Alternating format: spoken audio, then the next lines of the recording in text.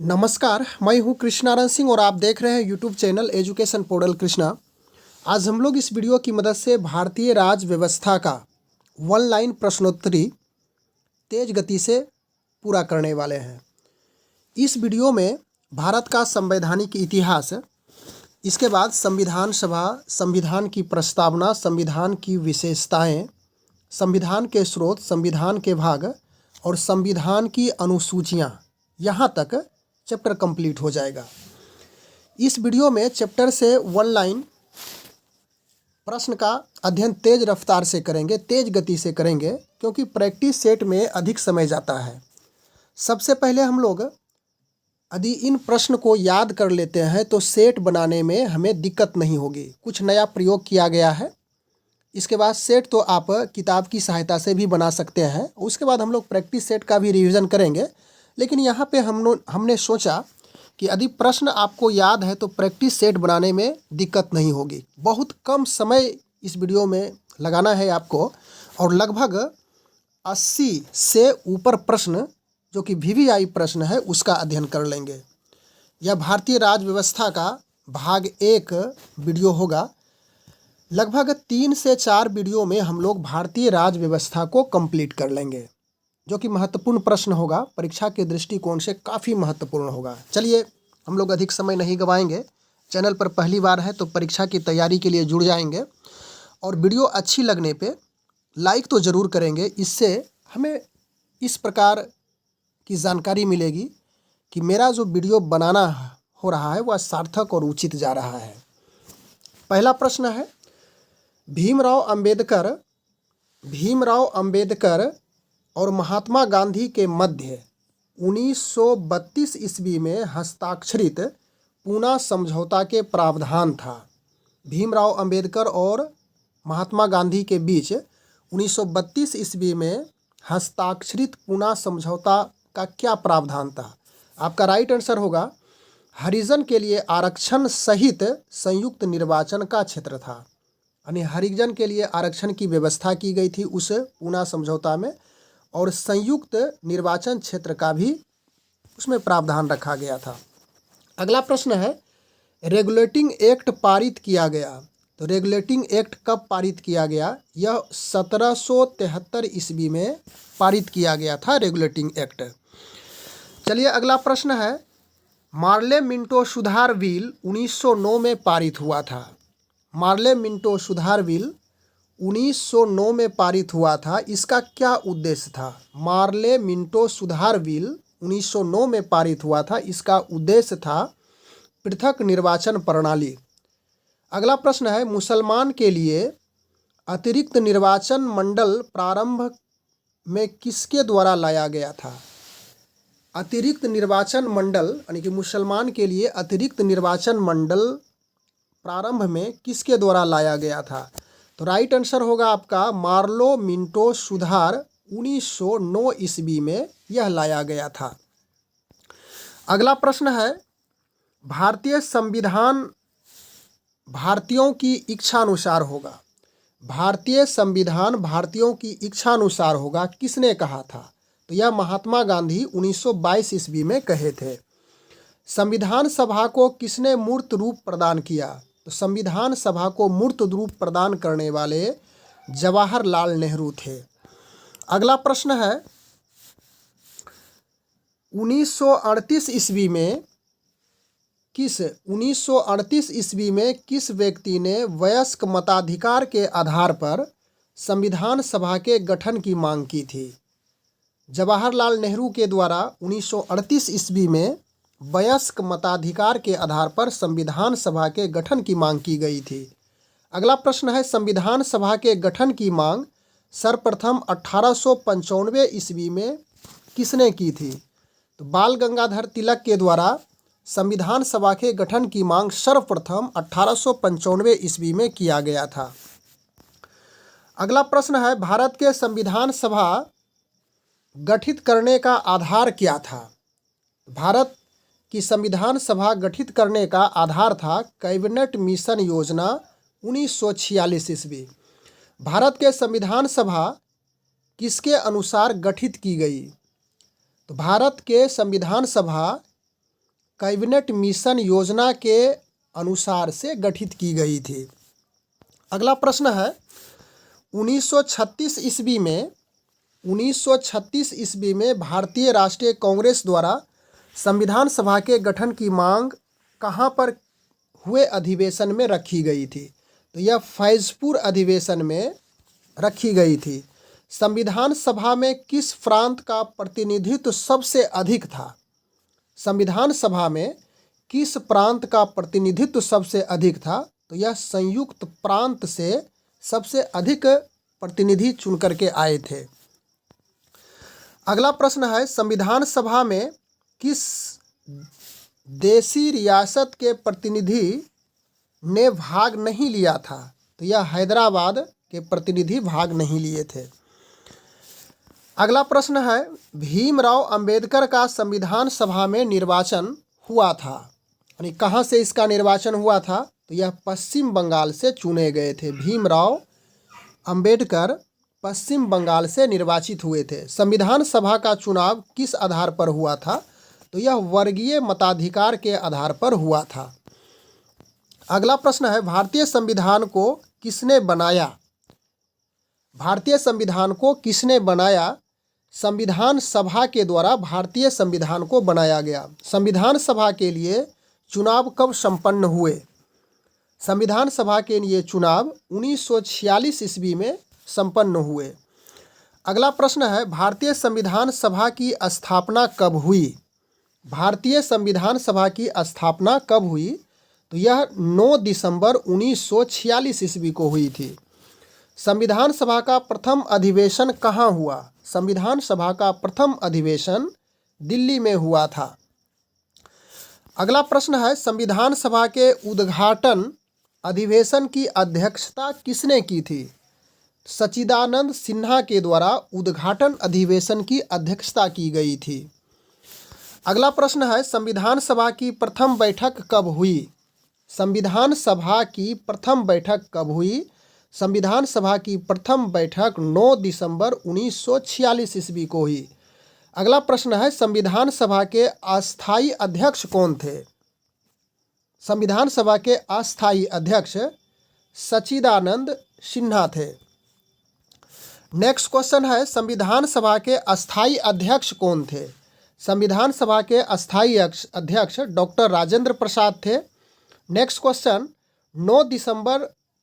11 दिसंबर 1946 को, ध्यान रखिएगा 9 दिसंबर 1946 को वो अस्थायी अध्यक्ष और 11 दिसंबर 1946 को अस्थायी अध्यक्ष चुने गए थे। तो 9 दिसंबर 1946 को सच्चिदानंद सिन्हा और 11 दिसंबर 1946 के जो अस्थायी अध्यक्ष थे वह डॉक्टर राजेंद्र प्रसाद थे। अगला प्रश्न है संविधान सभा का संवैधानिक सलाहकार किसे नियुक्त किया गया था? तो संविधान सभा का संवैधानिक सलाहकार BN राव को नियुक्त किया गया था। अगला प्रश्न है संविधान के विभिन्न पहलुओं के अध्ययन के लिए संविधान सभा ने कितनी समितियां बनाई थी? तो यह 13 समितियां संविधान सभा के द्वारा बनाई गई थी। अगला प्रश्न है भारतीय संविधान सभा की प्रारूप समिति के अध्यक्ष कौन थे? भारतीय संविधान सभा के प्रारूप समिति के अध्यक्ष भीमराव अंबेडकर थे।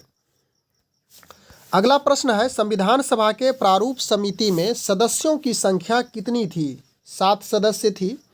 संविधान सभा में सभी निर्णय किस आधार पर लिए गए थे? सहमति और समायोजन के आधार पर। अगला प्रश्न है संविधान सभा में उद्देश्य प्रस्ताव किसने प्रस्तुत किया? संविधान सभा में उद्देश्य प्रस्ताव किसने प्रस्तुत किया? जवाहरलाल नेहरू। भारतीय संविधान को अपनाया गया। संविधान सभा द्वारा भारतीय संविधान को अपनाया गया। संविधान निर्माती सभा में झंडा समिति के अध्यक्ष थे। तो झंडा समिति के अध्यक्ष JV कृपलानी थे। अगला प्रश्न है संविधान सभा ने संविधान को अंतिम रूप से किस दिन पारित किया? संविधान सभा ने संविधान को अंतिम रूप से 26 नवंबर 1949 ईस्वी को पारित किया।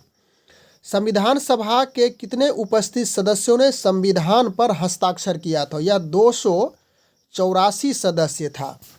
अगला प्रश्न है, संविधान सभा द्वारा अंतिम रूप से पारित संविधान में कुल कितने अनुच्छेद और अनुसूचियां थी? तो 395 अनुच्छेद और 8 अनुसूचियां थी। अगला प्रश्न है, संविधान के निर्माण में कितना समय लगा? 2 वर्ष 11 महीना 18 दिन, यानी कि 2 वर्ष 11 महीना 18 दिन में संविधान का निर्माण हो गया। अगला प्रश्न है, भारतीय संविधान के किस भाग को उसकी आत्मा कहा गया है? तो प्रस्तावना को भारतीय संविधान की आत्मा कहा जाता है। अगला प्रश्न है, संविधान निर्माण में किस पर विशेष ध्यान दिया गया? तो प्रस्तावना पर विशेष रूप से ध्यान दिया गया। भारत में जनप्रिय संप्रभुता है क्योंकि भारत के संविधान की प्रस्तावना में शुरू होती है इन शब्दों से, हम भारत के लोग, इनसे शुरू होती है, हम भारत के लोग। अगला प्रश्न है, भारत है एक, भारत क्या है? एक धर्मनिरपेक्ष राष्ट्र है। धर्मनिरपेक्ष राष्ट्र का क्या अर्थ है? सभी धर्म का महत्व स्वीकार करना। अगला प्रश्न है, 42वें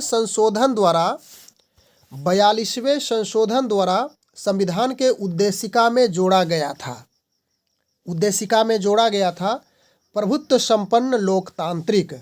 अगला प्रश्न है, संविधान की प्रस्तावना में प्रयुक्त शब्द सेकुलर का अर्थ है, इसे शब्द पढ़िएगा, शब्द नहीं है, वो दो संयुक्त शब्द।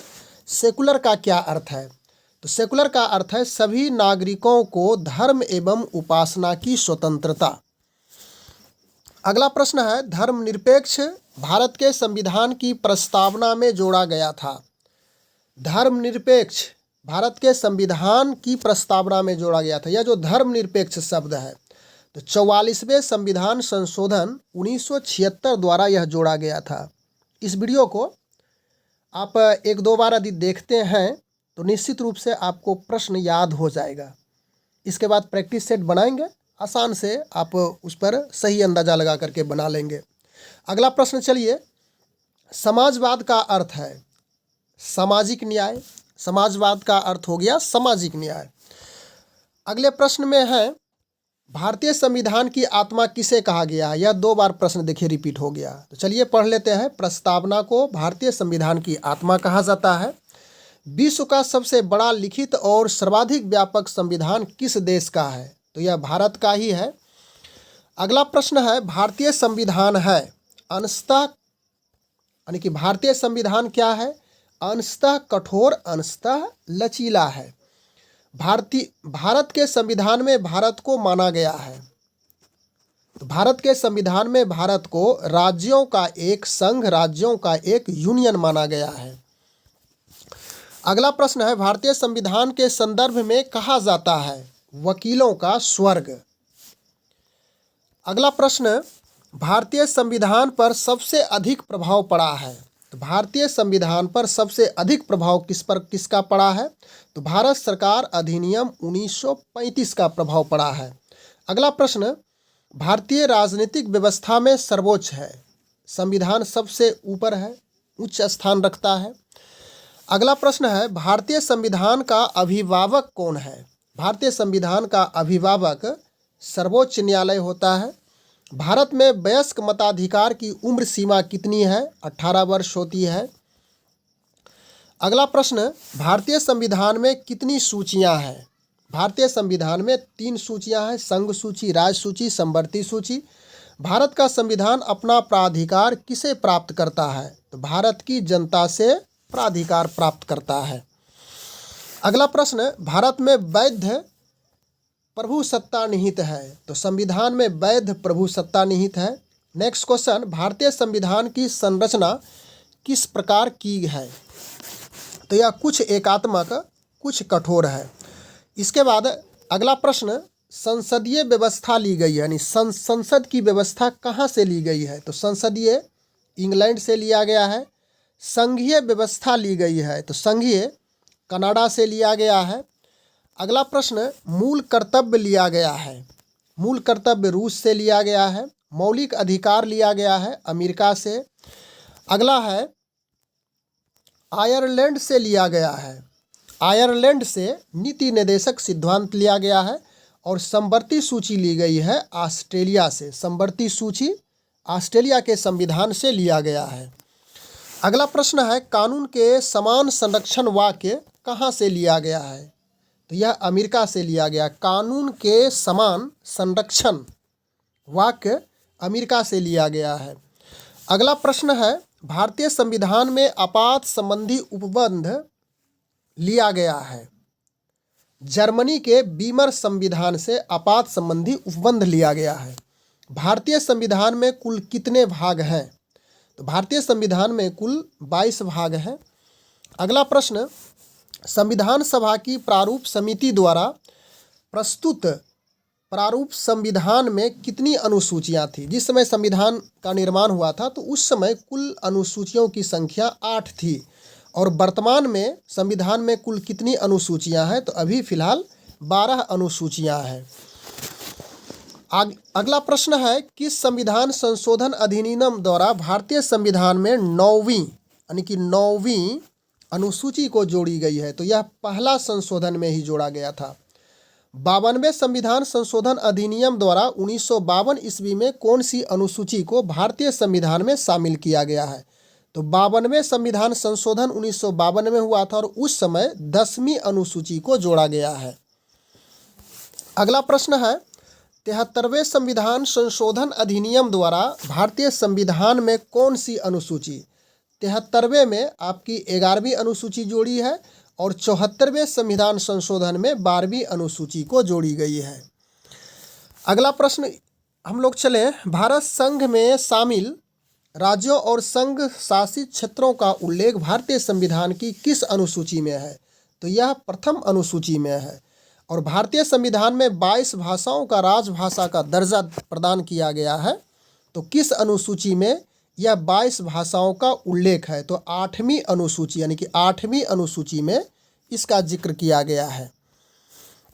आगे है तो आगे तो ये प्रश्न हम लोग कंप्लीट कर चुके हैं। तो लगभग इसमें 80 से एवं भी प्रश्न होगा और इसे आप बार बार देखेंगे, 1-2 बार देखेंगे। आप इसको वीडियो को चालू कर देंगे और यदि ईयरफोन है तो उसे भी लगा करके सुन सकते हैं या तो फिर कहीं रख दीजिए और आसानी से 1-2 बार देखने के बाद आप इन प्रश्नों को याद कर लेंगे। स्वतः याद हो जाएगा, सिर्फ सुनने की आवश्यकता है। और इसी तरह से हम लोग 1 लाइन प्रश्न, उम्मीद है कि बहुत कम समय में यह इतने सारे प्रश्न को हम लोग देखें और प्रैक्टिस सेट या तो फिर कुछ उतना एक्सप्लेनेशन वाला जो वीडियो देख रहे हैं आप, तो आपका जो सिलेबस है वह समय पर पूरा नहीं हो पाएगा। 10-20 प्रश्न को देखने के बाद आपको ऐसा लगेगा कि बहुत सारा समय किल हुआ और मेरा जो जितना सिलेबस है उसको पूरा करने में अधूरा ही रह गया। तो हम लोग इसी तरह से प्रयास करेंगे कि एक विषय को हम लोग 2-3 दिन में कंप्लीट कर लेंगे और जो 26 तारीख से परीक्षा होने वाली है उसके पहले लगभग सभी चैप्टर को टच करते हुए जो VVI प्रश्न है उसको कंप्लीट कर लेंगे। बस आज के वीडियो में इतना ही। Thanks for watching. Good bye.